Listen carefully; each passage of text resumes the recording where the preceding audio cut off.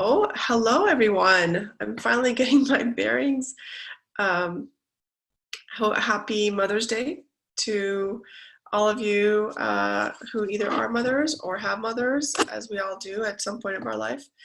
And I got to spend some time with my mother today, and I'm very grateful about everything I do in life, and therefore understands that for the next hour I will be with you all discussing everything about hernias. So let's go ahead and ask me questions as you wish, but I know that we have some pre-prepared questions. This is so weird. I can't even, okay, I can't share my screen. Okay, so let's start with some questions, and as you guys come on board, what I'll do is answer any questions that are live. In the meantime, we will move ahead with our regular questions. Welcome to HerniaTalk Live. As you know, you can find me on Twitter and Instagram, and that is where most of my activity is, on Facebook as well. Many of you follow me on Facebook Live with my weekly Hernia Talk, but this will have to be pre-recorded. And then also, once everything is done, I will take this hour and show it on YouTube. So I will start with questions that we had tons of before, and they've just been lingering over weeks and weeks and weeks.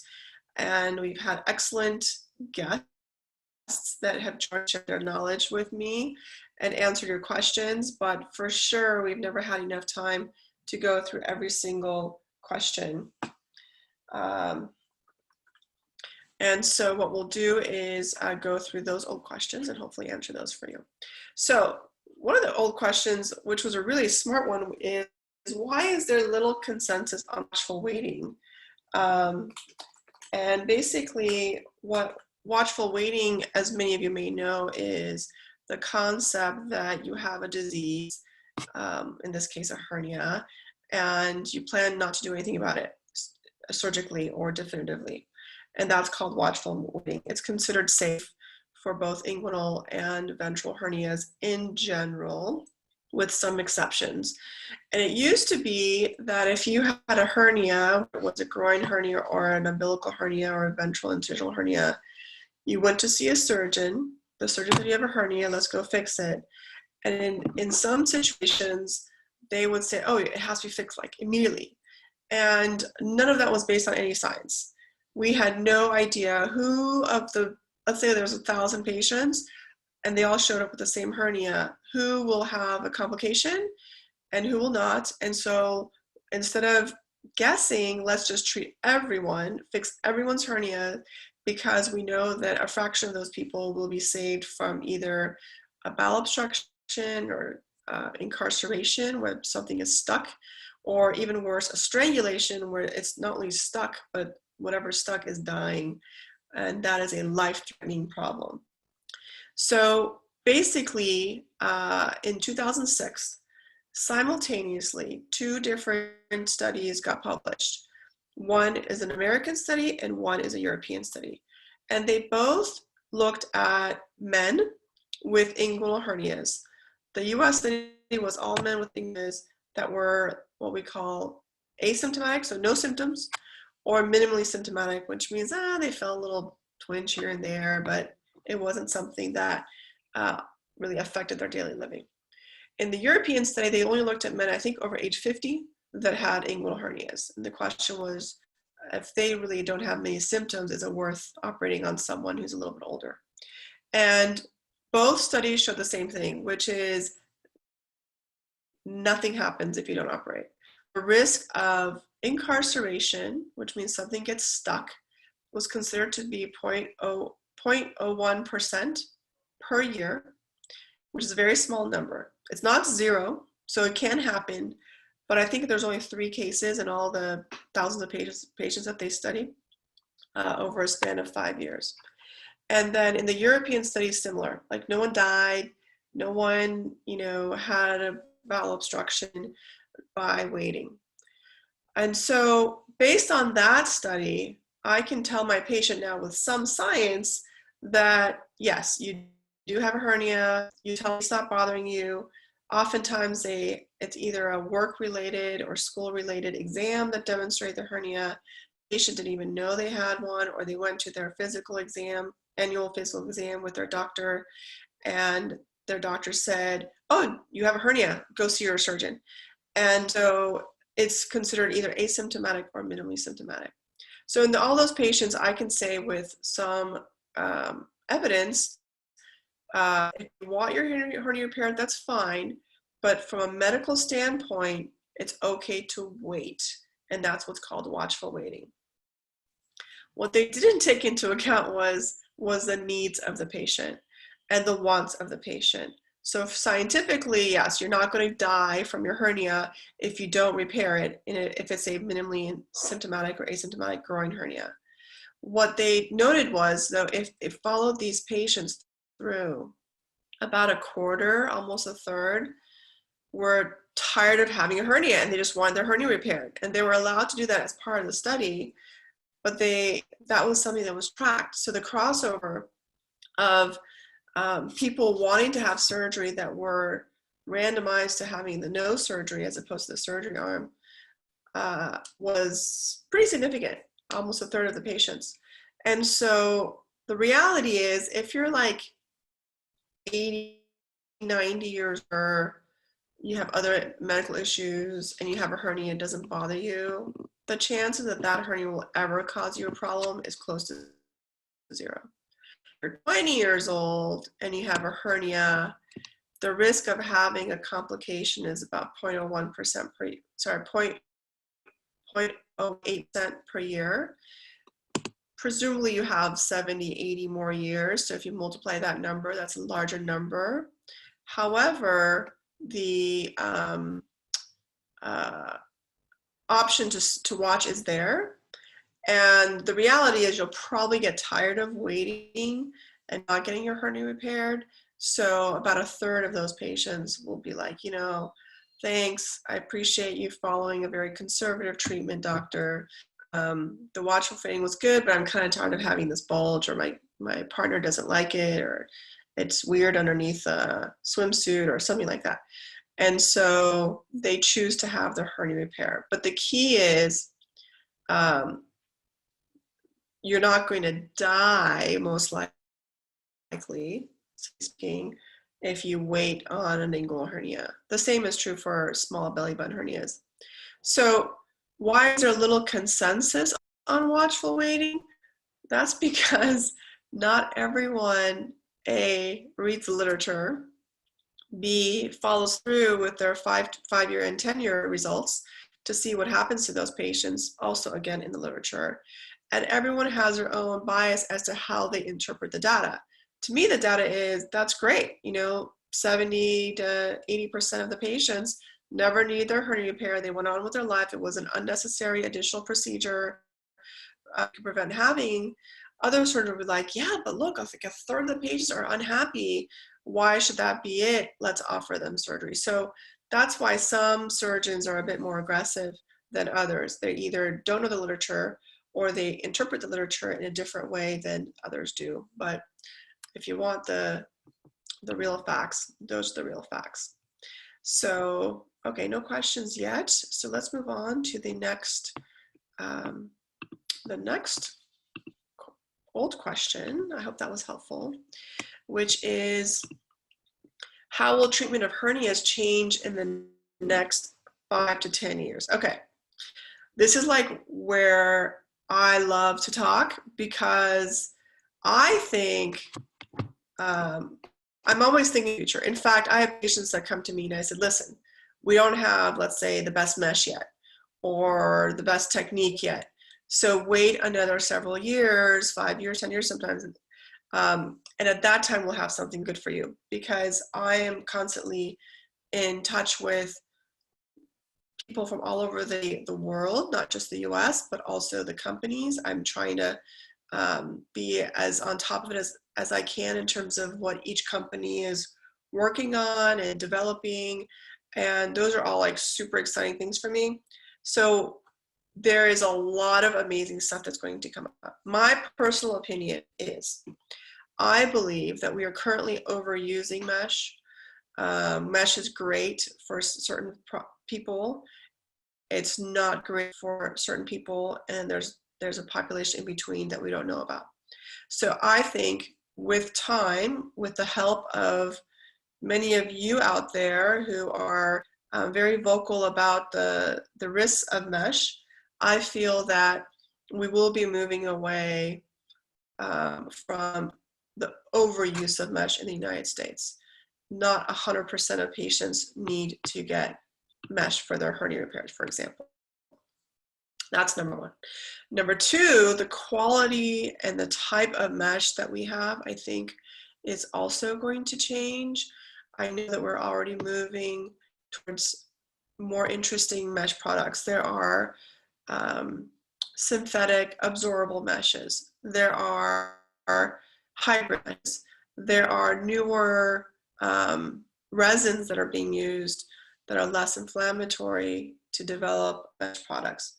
So let's see how we can kind of move on in the future to develop hernia treatment that is more patient-centric. That's my belief, is that everyone should be interested in what the patient wants. And I feel that up to now, we've been working with industry as surgeons, and the surgeons are appeasing the needs of the surgeon.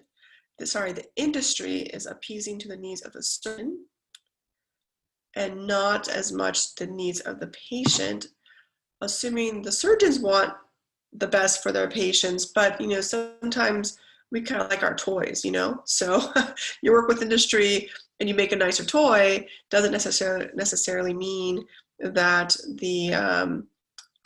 it's the perfect thing for the patient. So my personal opinion is the treatments are going to move towards better mesh products, less synthetic products, and hopefully also come up with newer techniques that can maximize how much natural tissue we can use.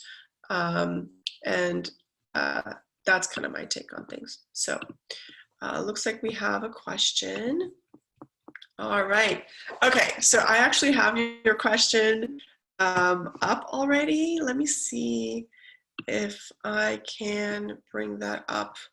Howard's been great. He's been very, very, very, how should I say, persistent and patient at the same time. Let's see, do I have your, okay, sports hernias, that's where he wants to go. So first of all, one question we had was, is a sports hernia really a hernia? The short answer is no. In almost all cases, a sports hernia is not a hernia. It's a horrible term. We don't really like to use that term anymore. It's mostly terms like athletic pubalgia, which means pubic area pain after an athletic event or activity, or some type of kind of instability of that region. So a hernia implies a hole through which something is going to go through. With a sports hernia or athletic pubalgia, it's a tear without there necessarily being a hole. So it's often not a full thickness tear. So you have like a humongous kind of bulky muscle with the fascia. Part of those may tear and part of it may not, but that causes lots of pain. So that's really what a sports hernia is. That's something we refer to. Now, the question for Howard, so I'll read you his question for today, and I think it's similar to what I wrote. So he says, how do you approach so-called sports hernia or athletic pubalgia, which is due to partial detachment of prepubic aponeurotic plate from a pubic bone? Is it safe to resecure the plate into the periosteum of the pubic tubercle and pubic bone, or is there a very high risk of pain from placing sutures into the periosteum? And what about the Myers repair? Okay, very advanced question. I'll try and like make it a bit funner and easier to understand. So athletic pubalgia is a tear of the muscle from the bone. So if you think about it, bone is super firm and hard and does not stretch. Attached onto the bone is muscle. Muscle is super stretchy and not firm. So if you are a super athletic person and you have bone, here's the muscle, and you do something crazy like a very jerky movement or an extremely fast movement.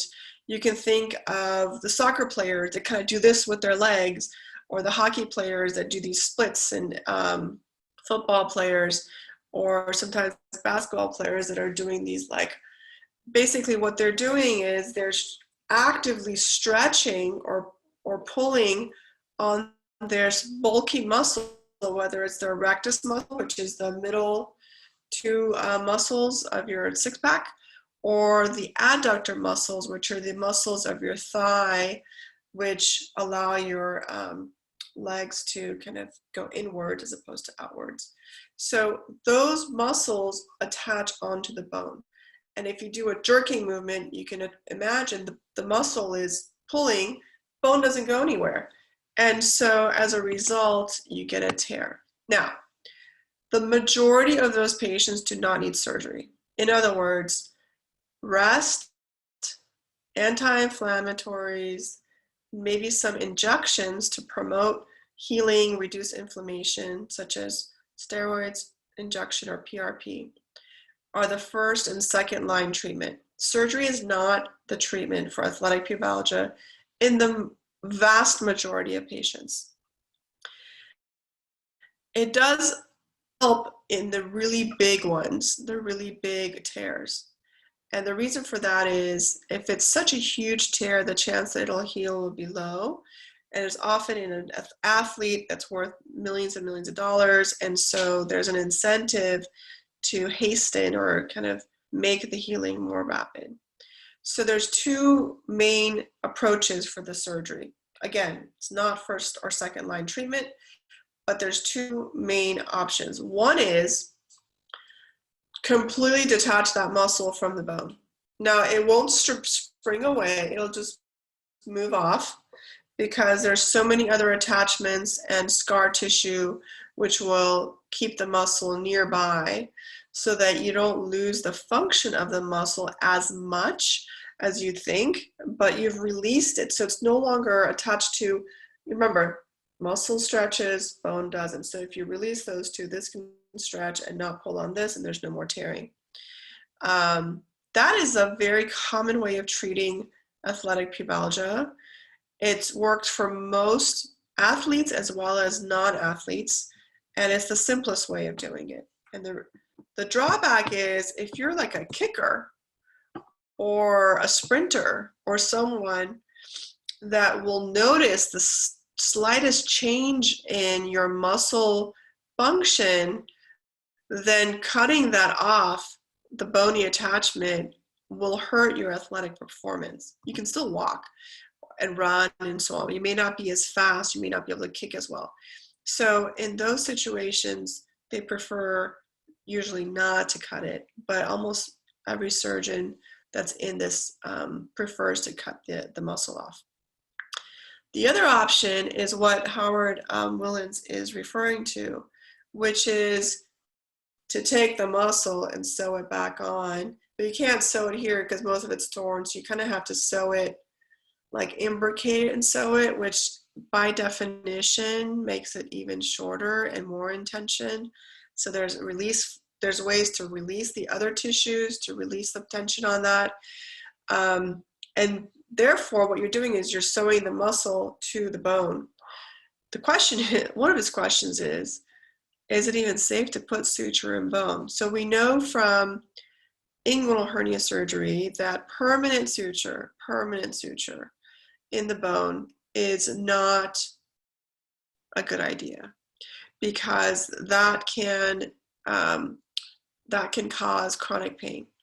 And we kind of don't do that anymore. It's one of the things you teach the medical student and you teach the resident. Don't put the suture into the bone because it's always pulling at that area, and it's a permanent suture. In athletic surgery, they usually don't use permanent suture they use absorbable suture, and so that problem of the chronic pain is not as frequent. But yes, there's still that risk of chronic pain. A lot of the athletes already have pubic bone related spurs and reactions as a result of all of this injury from bones and so on, so that can make it even worse. And then other options are laparoscopic. There's some evidence in certain patients that just have like an instability and a very small tear, that if you put laparoscopic mesh to support that area, then it won't tear as much. But often what you're doing is you're adding an inflammatory foreign body to an area that's already inflamed, and that doesn't help. So most of us don't do the laparoscopic mesh placement. It's kind of not a very anatomic way of treating the problem. So I hope that helps. He's referring to the Myers repair. William Myers is a very talented, actually liver surgeon, who also has become very famous for his operations on super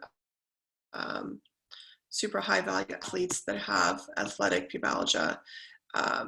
I wish he had a course where he would teach us all what he does. It's a little bit of an enigma as to what he actually does. So most of us aren't really privy to the Myers repair, but it is basically a multiple, it's like the Schuldeis of athletic pubalgia.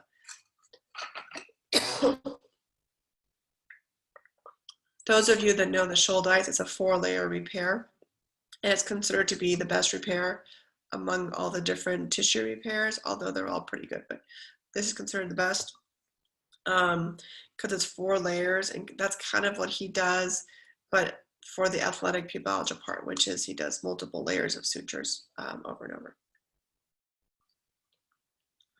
My throat is getting dry because I don't have a guest to to take care of all my questions. So as many of you know, usually we get, not usually, but I have chosen to have my friends come on who are all, hernia specialists, and have them answer a lot of the questions for you. And then that way I get to hear what they say, and you get to hear by more than one surgeon talk, and it kind of makes it more interesting. Plus you get to know more people besides me, and I can share the knowledge with you. But today's Mother's Day, and no one really wants to choose to work on Mother's Day. This is kind of like my baby, so I'm happy to do so, but I decided I'd give the day off to all my friends and have them be with their spouses or family, and not ask them to do me a favor and spend an hour talking to our audience. So it's me alone today. All right, next question from our attendee is, if facing the onset of pain, okay, let's go back before we finish everything on athletic pubalgia. Dr. Tofa, I believe you're referring to cutting the adductor longus. Can you achieve the same result by releasing fascia or placing small incisions into the adductors without completely cutting it? Again, depends on the stage of the tear and the outcome for the patient. So for small ones, you can do what's called an elongating procedure, which is basically cut the fascia and release some of the tension. That is definitely doable.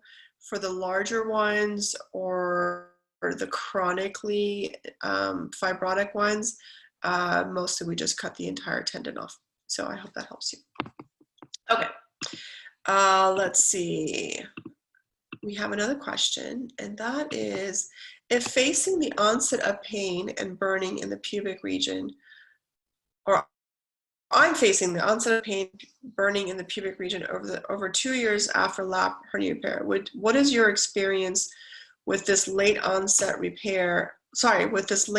pain, and how do you usually approach this type of case, including if a recurrence is not found? Do you see cases like this that resolve on their own? Okay, so Sounds like you had a laparoscopic hernia repair. Everything was fine for 2 years, and now you have pain and burning in the pubic region. Almost always that's a recurrence, and if they tell you it's not a recurrence, my experience has been it on imaging and it's there. So I would still get a second opinion. Many of you know that I really enjoy reading imaging, so much that I actually offer an online consultation just to be able to read all of your images, and I get a kick out of it. So if you want me to re-review the images for you and help you figure out if there truly is a hernia recurrence or not, let me know, because I've had a lot of people who have been told that for years and years and years, and their pain is still not gone, and then they show me the image. I'm like, you've had a hernia recurrence for the past 5 MRIs and CT scans. You've been wasting your time with a misdiagnosis. So that's number one. Number two, number three, recurrence, recurrence, recurrence. Other options depend on the type of repair you had, the type of hernia you had, and your symptoms. So it's possible that you have what's called a shearing effect. So you were doing fine, your mesh is against the muscle, and then you did some activity and the mesh just shifted. And that shifting is enough to cause pain, but not enough to cause a recurrence. If that's what happened, that pain will go away. That's similar to the sports hernia scenario where the muscle tears off the bone doesn't stretch, muscle stretches, muscle stretched, bone didn't stretch, there's a tear. Same with a mesh. Mesh does not stretch, and so you had some type of activity, you tried to prevent someone from falling, or you got this heavy suitcase you tried to lift, and your muscle contracted, but the mesh over it doesn't contract, and so it shifted off of it. That may not cause a recurrence because it didn't move enough. The muscle didn't move enough off the mesh to cause a recurrence, but there may be pain. So if there's no hernia recurrence confirmed on imaging, then what I do is I inject the local area with steroids and local anesthetic to see if the pain goes away. If it does, and you have like a shearing effect, that goes away. We treat it just like a sports hernia.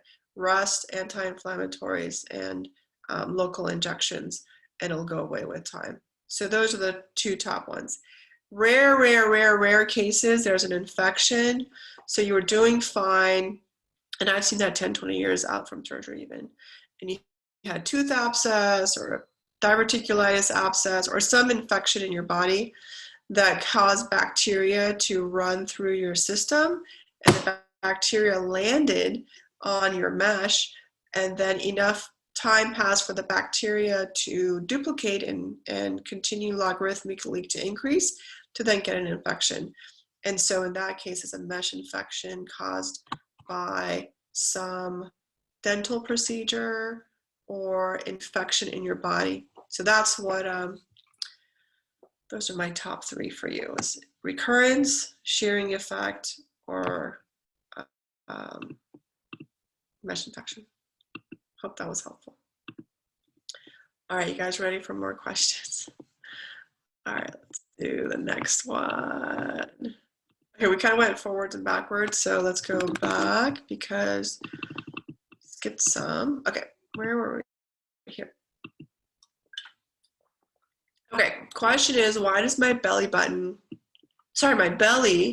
look asymmetric after my belly button hernia surgery? The left looks and feels different. Okay, so just know that surgery is an alteration of your body. We cut, there'll be a scar, we sew, etc. So it is not unexpected for your belly to look a little bit different after surgery. If any of you had C-sections or appendicitis or gallbladder surgery, you'll know where your scar is looks different after the scar than before the scar. That's just normal. It also means the fat deep to your scar may be different. So some of the fat may have died. Some of it may have bled into itself. And all of those will cause differences in the how it feels and also how it looks. So sometimes we do surgery and the belly is not fully symmetric. Obviously that's not ideal, but it happens. So if that's a situation, if you really want, you can go to a cosmetic surgeon. They can either redo the scar or they can inject fat into an area where you're missing fat, or they can inject filler, or reduce fat, do lipo in an area where you've got too much fat and it's asymmetric. Those are purely cosmetic plans. However, every so often your belly's asymmetric because your hernia came back. In other words, if one side feels or looks different than the other, it may be because you have a little hernia and to the side, and so now this side is a little bit poochier and a bit more firm or tender than the side without the hernia, and that's always a possibility. So that's top 2 reasons why the area may look different. Depends on how far out from the surgery and what other symptoms you have. Okay, if mesh with micro hooks on the back of it is causing chronic pain, is it possible to remove the mesh? Yes, all mesh can be removed. I know a lot of people go to surgeons and are told your mesh can never be removed. I have yet to see any mesh that can't be removed. All mesh can be removed. And so there are risks with every procedure, but from a purely technical standpoint, it can be removed. The mesh you're referring to is the ProGrip mesh made by Medtronic. The micro hooks are actually absorbable. So after a certain number of months, those hooks are meant to go away. They're there because they work like Velcro. And so the design's actually an interesting design in that instead of taking mesh and then sewing it or tacking it in different areas, it kind of sticks like with those micro hooks, like Velcro, and that's considered superior in some reasons. One is you don't have to suture those mesh in, and so you don't get pain from the actual suturing. The second is you have hooks along the entire area of the mesh, not just at certain areas where we would normally suture. And so if you think about it, it's better to have a sheet where everything is glued down than if you just kind of put fasteners in certain areas. So the micro hooks are absorbable.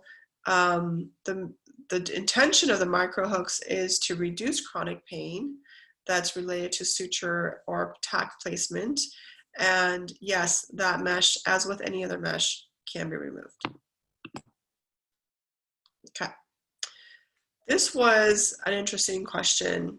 This patient had a tummy tuck after, okay, so she had an umbilical hernia repair with mesh in 2006. Then she had a tummy tuck, separate procedure. And then she did some activity and felt a pull and pain. And now she has pain around the belly button area. So that's her baseline. Now they tell her she needs a hysterectomy. It's unclear why. And she's wondering if she needs to address the belly button pain at the same time. And she's seen multiple doctors, multiple surgeons. They all told her something different. Most of them said, don't touch the mesh. One of them said, well, the mesh looks like it's kind of hanging in one area. So yeah, we can take out the mesh. What should she do? Okay, first of all, that's a hard question. I would first look at the imaging to see what the mesh looks like. If she had a muscle like this and she had a mesh underneath and then they did a tummy tuck, that mesh may look folded or hanging or something. Doesn't mean that that's the reason for your pain. So first, it's important to figure out what the reason for the pain is. If the reason for the pain is indeed that, yeah, take out the mesh. If it's not the reason, and that's just what you see on imaging, you have to really correlate what you see on imaging with why the patient has symptoms. Just because something looks abnormal on imaging from a hernia standpoint doesn't mean that's the reason for your pain. So is it now a tummy tuck related pain, or is her hernia back? These are all questions to answer. Yes, the mesh can be removed. Is it due to the tummy tuck being done? Probably not. I mean, the pain, it's probably not. But those are all questions that are best done in a consultation. And let's answer the next live question. Okay. Since it came up, I am curious, do you use self-fixating mesh? Do you see drawbacks to that style of mesh versus other fixation? I do not. I wish all mesh were self-fixating, honestly. And they're not. The majority of mesh is not self-fixating. The ProGrip is the only product to date, the ProGrip line of mesh that is self-fixating. I think it's awesome. It's, I'll tell you why.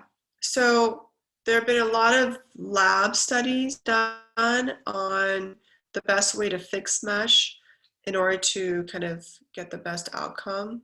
So the purpose, so think of this, if you take a sheet of paper, can I get a sheet of paper? Bill, if you take a sheet of paper and you want to put it against a wall, right? Can you guys see this? I can finally use my board. I've been wanting to use this board since we started day one. Okay, I want to put this against the wall, right? Okay, if I put this sheet of paper against the wall, I can then kind of, here, let's do this. I have some fun today. I can then, let's see, these have magnets on it. I can paste it around like so, right? Not very secure, right? I can still move it around. This area, where is it? This area is kind of floppy, etc. So putting mesh and then putting like sutures, it's a good idea. And then the concept is that the mesh causes an inflammatory reaction, and then the inflammatory reaction allows 100% of the area of this to then stick to the muscle, okay? That's the theory behind normal mesh that doesn't stick to anything. Then someone came up with glue, and they said, what if we spray this whole thing with glue?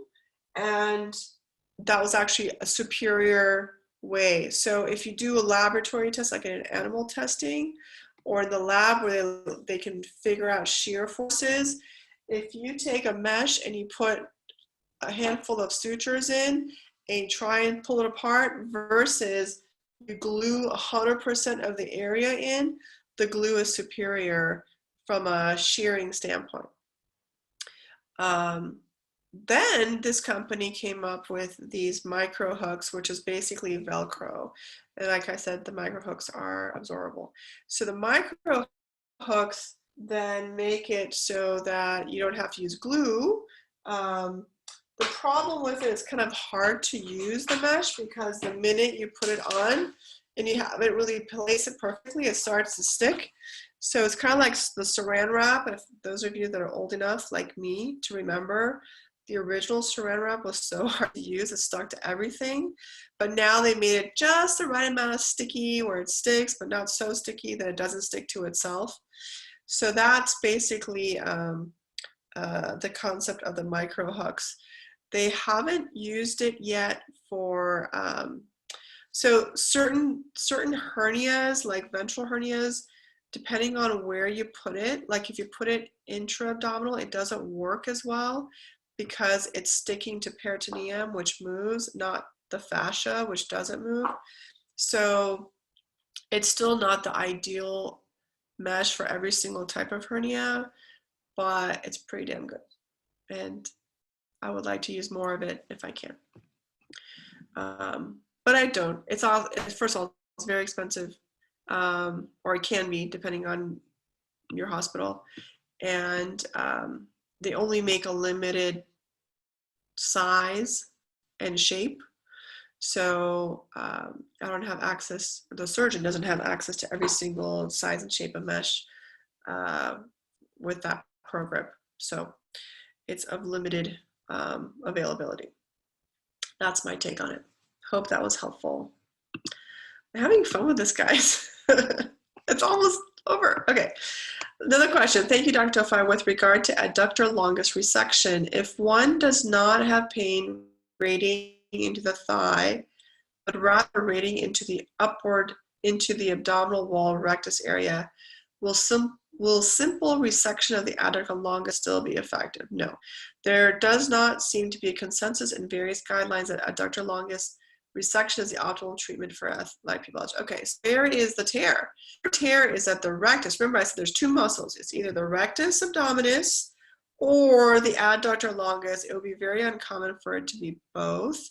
But if you are like a super athletic person in the abs, so like a football, like a weightlifter or football player versus like a hockey or soccer player where they're bigger in the thighs, you may well have a rectus muscle tear, in which case an adductor release will not do anything for you. So first we figure out where the pain is based on imaging, examination, and then injections to see what helps. And then for long-term results, you may need an actual suturing of the rectus. That's where your question came from before, which is, would a laparoscopic mesh help it? We don't really know. It depends on where the area of the tear is, but if you have a rectus tear, some people think that you should sew it and then use mesh to support it, because that's easier to use than for rectus than for adductor tears. And then you have to choose which mesh. So mesh is highly inflammatory. Many use biologics. The biologic is there just long enough to need the support until your repair is done, and then it absorbs. So the use of biologics is actually something of interest. Non-synthetic, non-inflammatory biologic mesh to help support that. In fact, if you read my book, I have a book that I've co-authored with Drs. Ramshaw, Chen, and Jacob, and you've already heard from Drs. Chen and Drs. Ramshaw and Jacob on this hernia talk. So we have a chapter on athletic pubalgia written by an orthopedic surgeon, and then we also have a chapter by Dr. Edelman on his experience in using biologic mesh as a bolster, like a, not a bolster, is that the right term? To help support, buffer, to help support sports tear. So rectus and adductors are two different muscles with two different symptoms. I hope that's helpful for you. Okay, moving along. Let's see what our next question is. Oh, we got these two. Let's move on. Okay, there have been a couple questions. Oh, sorry, let's go back. How about a brace or splint? Brace or splint? So you're talking about like an abdominal binder? That doesn't help a sports hernia. Rest does, but a binder often just pushes on the area and causes more pain. The reason for that is the binder goes this way and your rectus is this way. So by crunching this way, you're not really taking any tension off of the rectus muscle. You are on the obliques, but not on the rectus muscle. So you want to prevent this kind of movement. So I would just, so that's why we recommend rest and not braces. Continue on. Sorry, I meant use term brace or splint. Oh, as opposed to the word buffer. Okay. Is mesh a splint? I think it's, I guess a splint prevents movement. The mesh is meant to take the tension off. So for example, I think you're a male, Howard, but for females, we wear like a corset and then the tight dress over it. So the corset takes the tension off of the dress, theoretically. And so if you have a tight dress, if you wear a corset under it, you're not going to tear the dress. Another example, the suits that you wear are almost always lined. The lining is not just to make the suit fit better or look better, it also takes the tension off of your seams, and therefore makes you able to wear a suit, you know, multiple times a week for years, and it doesn't break down. So the thought of putting a mesh deep to a rectus injury is to take the tension off of the repair, I mean off of the tear, to allow the tear to heal. I hope that's helpful. So no, not brace or splints, more of a to take the tension off. Okay. I was going to answer a cool question. Let's see.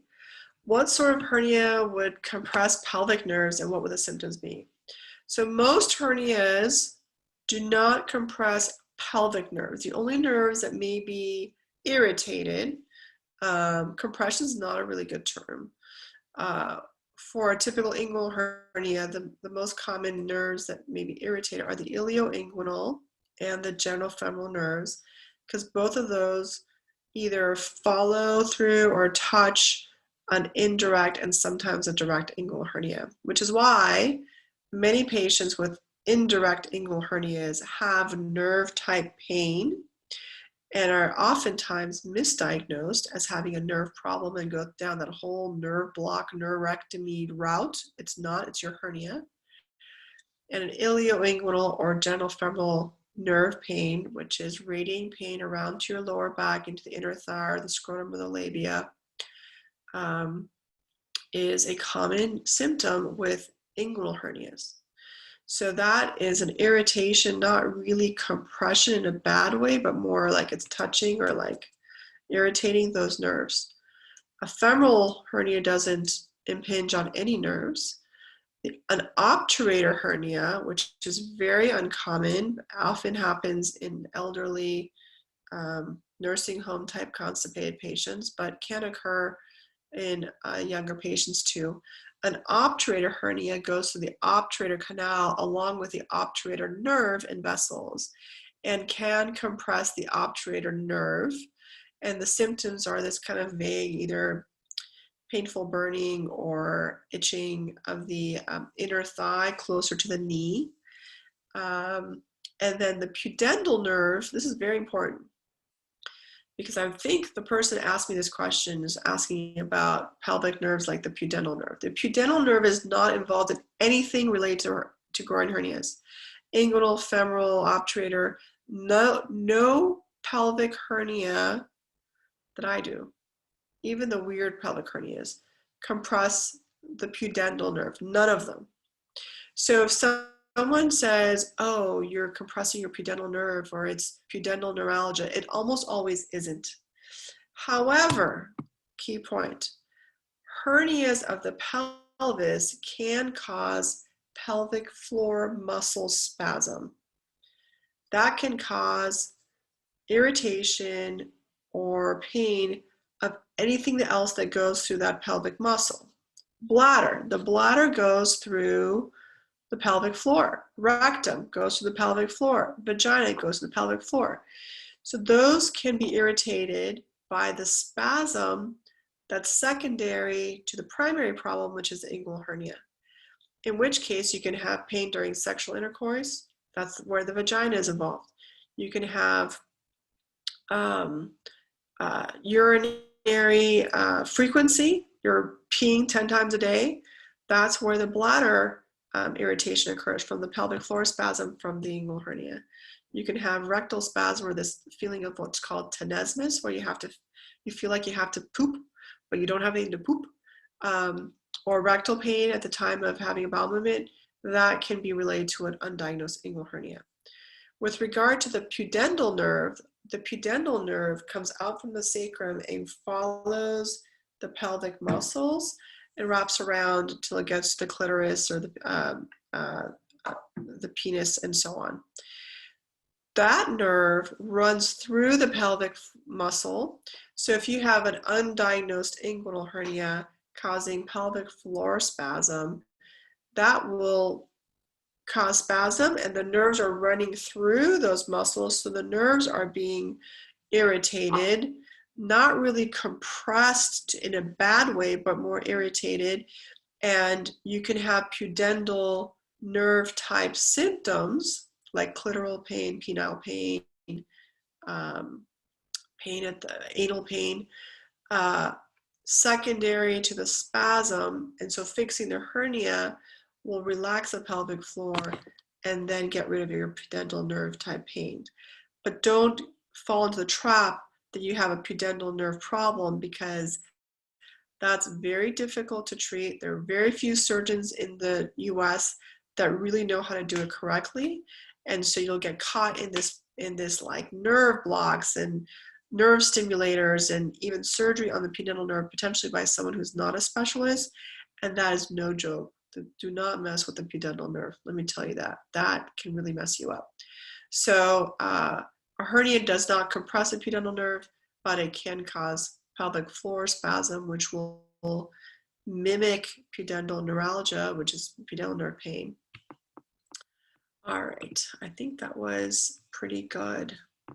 So I'm really sorry that for some reason I couldn't live stream on Facebook this time, and it's just not even an option for me. So weird.